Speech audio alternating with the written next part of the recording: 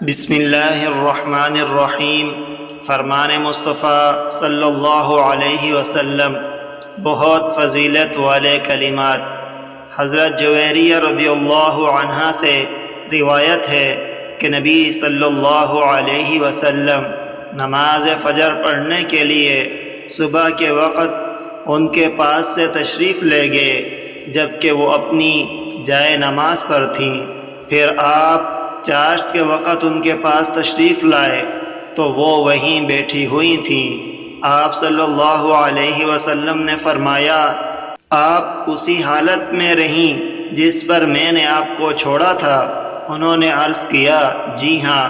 نبی صلی اللہ علیہ وسلم نے فرمایا، میں نے آپ کے پاس سے جانے کے بعد 3 کلمے 4 مرتبہ پڑھے ہیں، اگر ان کا آپ کے دن بھر کے کہے ہوئے کلمات کے ساتھ وزن کیا جائے تو وہ ان پر بھاری ہوں گے۔